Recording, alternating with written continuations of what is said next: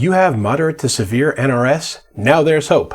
No rhythm syndrome affects millions of people. A couple of weeks ago, I couldn't play a single note in time. Now, with Groovestra, I have my very own funk band. I couldn't find the one, and I looked everywhere. But now I hit the downbeat every time, even at 7/8. One. Did you go down the stairs, one? Where are you? The Emperor may have lost his groove, but you don't have to with Groovestra. I couldn't even play quarter notes to a metronome. Now I write mad gangster raps, yo. Groovestra only take as directed. May cause restless leg syndrome, hair loss, and back acne. In some rare instances, patients can develop sudden pregnancy as a result of taking their medication. Groovestra. Start grooving today.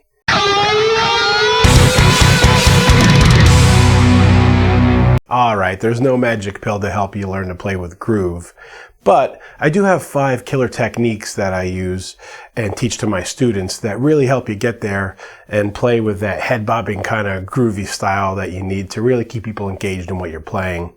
And especially technique number 5 here, so hang on until the end. That one is the one that made a lot of my students hate me because it's a difficult one, but it really works. That said, let's go through all 5 of these. It's all very useful stuff. Okay, so I'm sitting at my studio desk here, and if I'm like any one of us regular guitarists, I just plug the guitar in, start noodling, playing whatever it is, working on my scales, maybe playing some chords, trying to write songs, and playing just to dead air. Maybe if I'm working on playing some difficult lead stuff, I'll put on a metronome, be playing some arpeggios,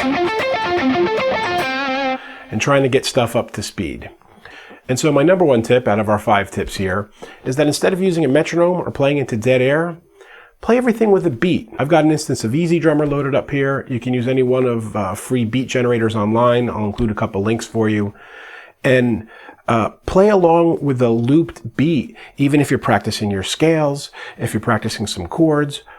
Put the guitar down, let the beat keep running, let that thing go 20 minutes, a half hour. Make that groove just like something that's part of your subconscious so you hear it all the time and you start to play with that beat as part of your psyche almost. So I've got this 8-measure beat loaded here.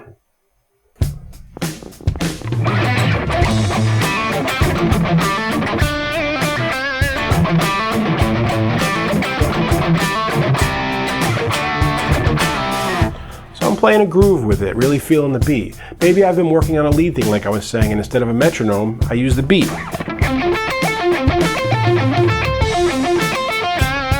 Start changing the tempo for whatever I need to do to play up the speed. But I'll work on that lead. I'll work on that groove. I'll just play some chords.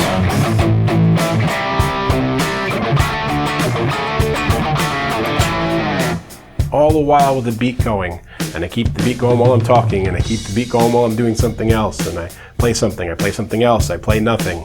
I think you might get the idea.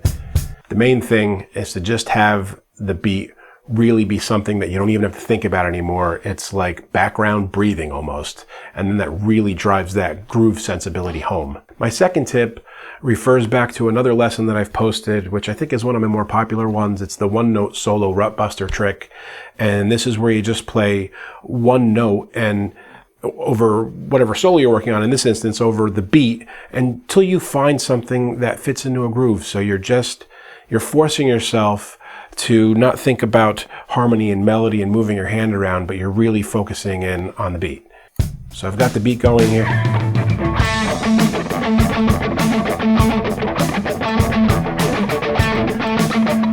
I'm employing muting and stops and pulling my finger off the string and whatever to give it more of a percussive feel. And then I can take it out and start adding notes when I've got a good groove here.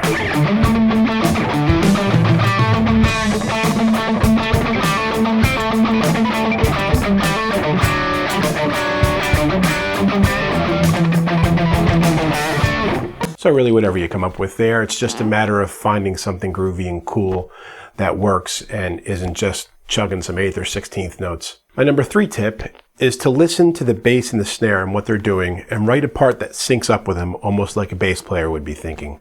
So now when I play with it, I'm just going to maybe do an octave bass snare, and then I'll wander away a little bit and be very conscious of what those 2 drums are doing in the beat.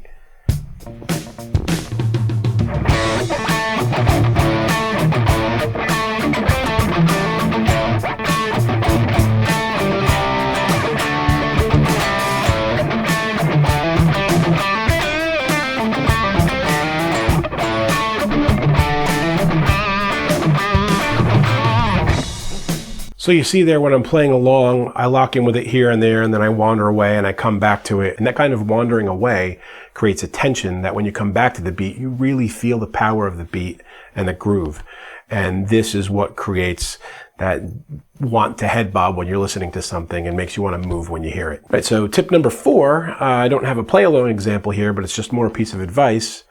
If you can find bass parts that you really like, something different bass players, maybe some funk players, or for me some jazz fusion guys, I like Gary Willis from the Scott Henderson trio, or going way back to Jocko with his 16th note grooves. Transcribe some bass parts, learn some bass parts, but on the guitar. You're just playing them an octave higher or whatever. And you will find yourself becoming much more groove conscious and writing groovy parts, because that's really where bass players' heads are at. And you can learn a lot from taking pieces of what they're doing and incorporating it into your guitar playing. And for my final tip here, and the one I said that makes my guitar students want to punch me in the face sometimes because it can drive you insane, is to take a beat. And as a teacher, I can play a beat for them and hit the mute key and unmute it. And I'm going to make them play along with the beat, and I'm going to make the beat go away, and you have to keep playing through the empty space, and that'll bring the beat back, and hopefully you're still playing in time. We all have a tendency as guitar players, and kind of all musicians really, when we're playing parts, especially if we go from a rhythm to like a lead or a fill between two rhythm parts, we speed up a lot. A lot of guys speed up. And so you want to get used to holding that beat through empty space in your head and being able to play in time and being like a human metronome or a human drum machine. And so maybe you mute it for measure, then 2, then 3, 4, even if you're feeling really froggy about it. And since I'm alone here, I'm just going to take and roll the beat back a couple measures. And I'm going to play along and then hopefully be in time when I get through the space and the beat comes back in again.